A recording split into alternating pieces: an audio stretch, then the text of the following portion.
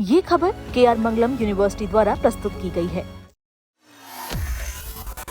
NEET UG 2026 के paper leak मामले में दिल्ली की एक अदालत के सामने अब तक सबसे बड़ा और एक ठोस सबूत सामने आया है, जो सीबीआई की तरफ से हमें बहुत बड़ी एक्सपेक्टेशन थी। देखिए, यहाँ पे सीबीआई ने कोर्ट को ये बताया है कि करीब लातूर के एक कोचिंग सेंटर के मोबाइल फोन से मिले 136 में से करीब 111 हैंडराइटिंग सवाल सीधे एनटीए यानी कि नेशनल टेस्टिंग एजेंसी के मास्टर क्वेश्चन पेपर से मैच कर गए हैं।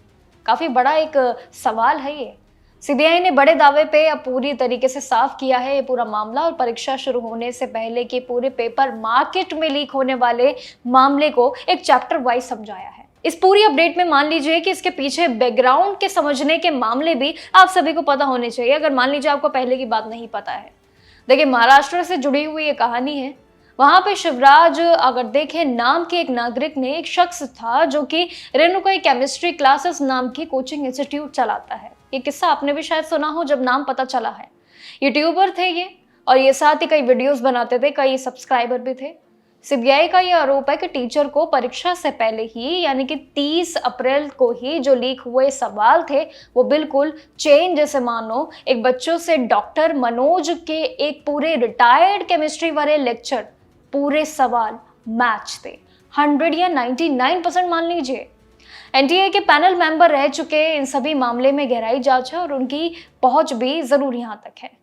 आरोप ये तक है कि पूरा सौदा जैसे मानो 5 लाख रुपए में हुआ था, और जिसके बाद इस पूरे ट्यूटर को गिरफ्तार भी किया गया है। अब सीबीआई ने उसकी बेल रोकने के लिए ये सारे सबूत कोर्ट के सामने भी रखे हैं। लेकिन सीबीआई के जांच पे ये भी जरूर सामने आया है कि इस लीक हुए पेपर की पीडीएफ कॉपी को टेलीग्राम पे 10 लाख रुपए में बेचा जा रहा है। काफी कम नहीं है, ज्यादा है। इतना ही नहीं बल्कि सभी के लिए पूरी चेन जैसे मान लो बहुत बड़ी है, जिसे खोजने के लिए सीबीआई जुट चुकी है। 150 पन्नों के गेस पेपर घूम रहे हैं, और ये जिसमें करीब 410 सवाल मौजूद थे मैच हुए थे। हैरान करने वाली बात यही है कि उनमें से लगभग करीब 120 सवाल सीधे परीक्षा के केमिस्ट्री सेक्शन से मिले हुए थे। ये ऐसा सेक्शन जो अब नीट के पेपर में काफी पॉपुलर हो गया है, क्योंकि पूरा ही सवाल जो है पहले से ही उम्मीदवारों को पता था, सब कुछ मैच पाया गया है। ये हिस्सा पहले से ही मौजूद था, और ये महाराष्ट्र के लिंक में तब खुला जब पुलिस ने इस पूरे गेस पेपर की जांच शुरू की, और साथ ही धीरे धीरे ये पूरा मामला राजस्थान, उत्तराखंड और कई बड़े बड़े शहर, यहाँ तक कि महाराष्ट्र तक ये पूरी तरीके से पहुंच गया। सोचिए कितनी बड़ी चेन थी, कितना पुराना एक प्लान था।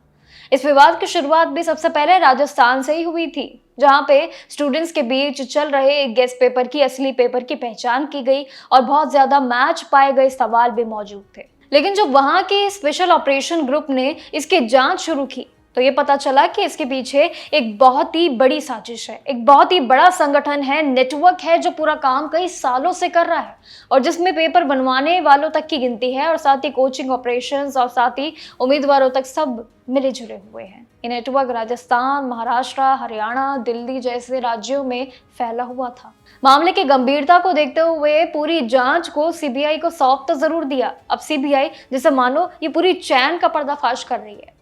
इस बड़े पेपर लीक के विवाद के कारण एनटीए को जरूर 30 मई की परीक्षा रद्द भी करनी पड़ी थी। काफी इनको मामले में जो है परेशानियां हुई। वहीं 21 जून को ये रीटेस्ट करवाना भी पड़ा था, और जिसकी वजह से अब 20 लाख से भी ज्यादा यहाँ पे छात्रों को परेशानियां झेलनी पड़ी थी। सोचिए आप खुद एक बार फिर से कि 20 लाख से भी ज्यादा उम्मीदवारों को जो दोबारा परीक्षा देने पड़ी है, उनके लिए ये चुनौती ना बहुत बड़ी थी। कुछ लोगों ने तो ये परीक्षा ही छोड़ दी थी, क्योंकि कुछ लोगों की उम्मीदें टूट गई थी कि अगर हम दूसरी बार परीक्षा देंगे तो हमें फिर से तीसरी बार देनी पड़ेगी।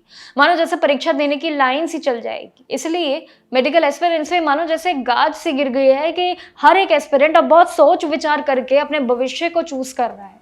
ये मामला दोबारा से मैंने आपके सामने इसीलिए रखा क्योंकि एक बार फिर से इस पे कार्रवाई शुरू हुई है, और सीबीआई की सबसे बड़ा खुलासा भी हुआ है, जिस पूरे खुलासे से एक बार फिर से इस कहानी को दोहराना, शायद एक आपके साथ मेरे से विचार करना या मेरा आपके साथ करना एक बहुत बड़ी एक सबसे सवालों के साथ चलते हुए बहुत जरूरी था। क्योंकि यहाँ पे बात आती है उम्मीदवारों की, उनके भविष्य की, जो काफ़ी मेडिकल एस्पिरेंट्स अभी भी परेशान हैं, और काफ़ी लोग तो यही खोज रहे हैं कि अगर हमारी नीट प्रिपरेशन हो गई है तो उसके बाद हमारा भविष्य खत्म है। लेकिन ऐसा नहीं है। नीट की प्रिपरेशन कर लिया आपने तो आपके आगे भी कई रास्ते खुलते हैं। और आपके साथ मैंने काफ़ी वीडियोस भी शेयर की है कि नीट की प्रिपरेशन के बाद अगर मान लीजिए आप आगे पड़ाव पे नहीं जाते तो उसके बाद आपके लिए क्या है, कौन सी यूनिवर्सिटीज़ है, कौन से कोर्सेज है, या कौन से आपके लिए डोर ओपन है अभी भी जो आपके लिए बहुत फ़ायदे करेंगे। तो इसलिए if you are a medical aspirant, अगर आपने पूरी मेरी बात सुनी है वीडियो के एंड तक, तो ज़रूर अपने कमेंट सेक्शन में बताते जाइएगा अपनी खुद की राय, क्योंकि हमारे लिए बहुत ज़रूरी है आपकी राय जानना। बाकी जानकारियों के लिए देखते रहिएगा जागरण जोश। नमस्कार।